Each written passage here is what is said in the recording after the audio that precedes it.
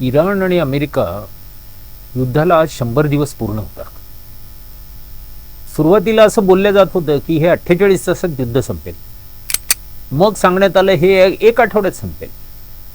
मग सांगण्यात आलं हे 15 दिवसात, 1 महिन्यात. असं करत करत आज जवळजवळ 100 दिवस झाले, पण हे युद्ध संपेल असं आजही दृष्टीपथात नाही. हे युद्ध कशासाठी चालू झालं, युद्ध कोणी चालू केलं, हे लोक आता विसरले देखील. पण युद्धाची जी दाहकता आहे, ही दाहकता मात्र आज आणखी तीव्रपणे सगळ्या जगाला जाणवते. तुम्ही बघा, युद्ध सुरू झालं आणि सुरुवातीला आपल्याकडे पेट्रोल आणि गॅसच्या किमती वाढल्या. मग त्याचा परिणाम म्हणून ट्रान्सपोर्ट कॉस्ट वाढली. मग ट्रान्सपोर्ट कॉस्ट वाढली की जवळजवळ सगळ्या वस्तूंच्या आणि सेवांच्या किमती वाढत गेल्या. आणि आता हळूहळू ही जी काय भाववाढ आहे, ही भाववाढ ही व्यापक होत पाहते.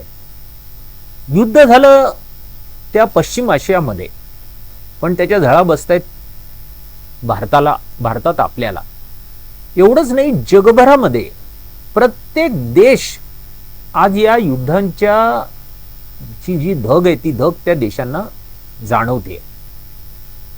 युद्धामध्ये वापरलेली जी काय शस्त्रसामुग्री आहे, मग मिसाईल वापरले, एरोप्लेन्स वापरली, बंदुका वापरल्या, रणगाडे वापरले, या सगळ्यांची जर किंमत काढली तर युद्धावर झालेला जो खर्च आहे, त्या खर्चामध्ये जगातल्या प्रत्येक मुलाला पोटभर अन्न मिळालं असतं, शाळेत शिक्षण घेता आलं असतं, किंवा इस्पितळामध्ये आज जे लोक पैशाअभावी ट्रीटमेंट घेऊ शकत नाही, त्या प्रत्येकाला मोफत इलाज करता येणे शक्य झालं असतं.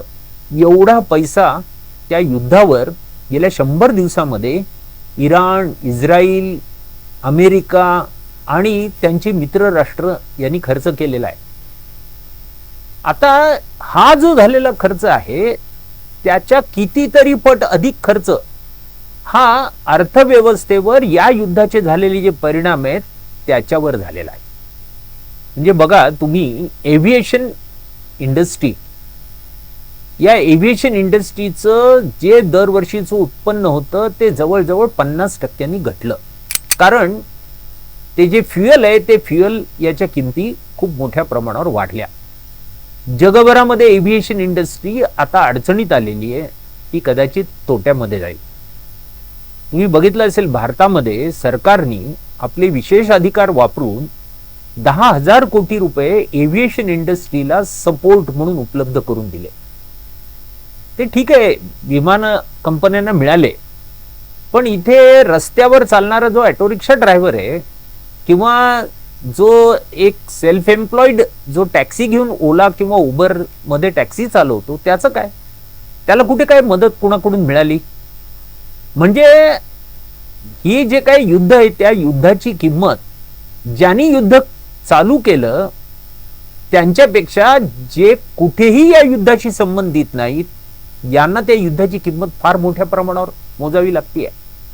आता आपल्याकडे पाऊस पडला की पेरण्या चालू होतील. शेतकरी खत घेऊ पाहिजे, तेव्हा खताच्या किमती या वेस्ट एशिया मधल्या क्रायसिसमुळे खताच्या किमती वाढलेल्या आहेत. गेले 2 महिने शेतकरी नांगरणी करत होता. आता नांगरणीसाठी काही बैल नाहीत, वेगवेगळी अवजारं वापरली जातात.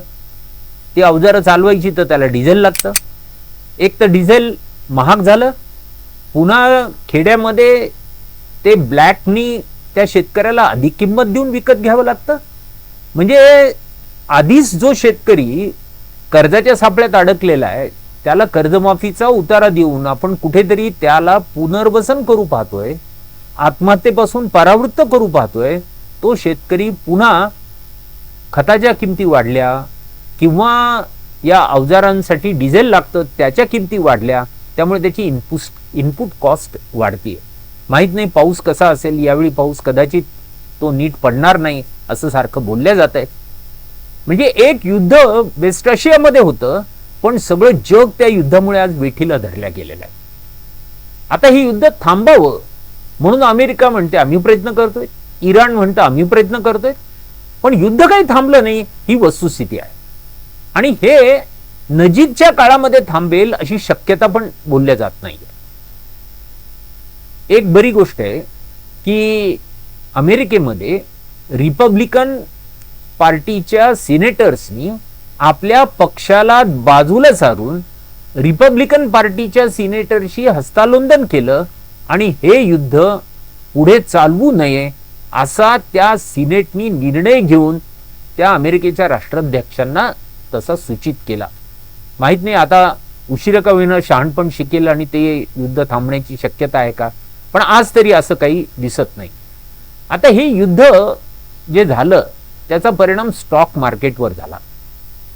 अमेरिकेमधलं, ब्रिटनमधलं, भारतातलं स्टॉक मार्केट हे इतकं व्होलेटाईल झालेलं आहे, म्हणजे इतकं स्फोटक झालेलं आहे की आज ते खाली आहे, उद्या वर आहे, परवा खाली आहे, पुन्हा खाली आहे, पुन्हा वर आहे. आणि या सगळ्या प्रक्रियेमध्ये जे इन्व्हेस्टर्स आहेत, जे गुंतवणूकदार आहेत, त्यांना फार मोठी तोशी सहन करावी लागते. ही तेवढ्यापुरती मर्यादित नाहीये. अनेक म्युच्युअल फंडांनी त्या पैसे गुंतवलेले आहेत, पेन्शन फंडांनी पैसे गुंतवलेले आहेत, प्रॉव्हिडंट फंड ग्रॅच्युइटीच्या ट्रस्ट आहेत त्यांनी पैसे गुंतवलेले आहेत. म्हणजे तेही आता या स्टॉक मार्केट मधल्या व्होलेटॅलिटीमुळे अडचणीमध्ये येणार. असं करत करत जे गुंतवणूकदार आहेत ते सगळे अडचणीत येऊ पाहत आहेत. काल रिझर्व्ह बँकेने आपली मॉनिटरी पॉलिसी जाहीर केली. त्यांनी सध्या जैसे थे असा पवित्रा घेतला आणि व्याजाचे दर वाढवले नाहीत. कर्जदारांसाठी ही थोडी समाधानाची बाब आहे, पण त्याच वेळी रिझर्व्ह बँकेने त्या मॉनिटरी पॉलिसीमध्ये ज्या धोक्यांचे इशारे दिलेले आहेत ते जर बघितले तर भविष्याच्या पोटात व्याजाचे दर वाढवण्याची शक्यता अधिक आहे. ती झाली तर पुन्हा हे जे कर्जदार आहेत ते आणखी त्या सापळ्यामध्ये अडकतील. गुंतवणूकदार आहेत ते आता गुंतवणूक करायला धजावत नाहीत, कारण गुंतवणूक केली आणि त्याच्यावर जर आपल्याला रिटर्न्स नाही मिळाले अपेक्षेप्रत तर आपल्याला नुकसान होईल. त्यामुळे गुंतवणूक यायला तयार नाही. या सगळ्याचा एकत्रित परिणाम काय होईल की आपलं सकल घरेलू उत्पादन कमी होईल, आपल्या विकासाचा दर आहे तो कमी होईल आणि महागाई वाढल्यामुळं सामान्य माणसाच्या हातात जो पैसा आहे तो पैशाची क्रयशक्ती घटेल. ती क्रयशक्ती घटली की बाजारात मालाला जो उठाव और अदरवाईज आला असता तो येणार नाही.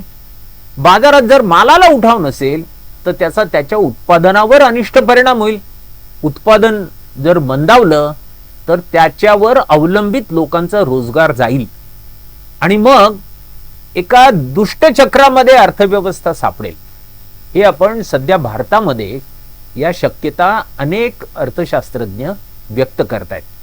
भलेही सरकार आज ते मान्य करायला तयार नाही आणि कुठलेही सरकार असं सहजोसहजी मान्य पण करणार नाही, पण याच वेळी एव्हिएशन इंडस्ट्रीला सरकारने दिलेली मदत, MSMEला 20% इमर्जन्सी लोन देण्याचा घेतलेला निर्णय किंवा परवा आपल्या पंतप्रधानांनी आर्थिक सल्लागारांच्या समितीची एक बैठक बोलवून त्याच्यावर केलेली चर्चा, याचा अर्थ फॉर्मली ऑन रेकॉर्ड जरी सरकारने मान्य केलेलं नसलं तरी या युद्धाच्या झळा भारतीय अर्थव्यवस्थेला बसलेल्या आहेत.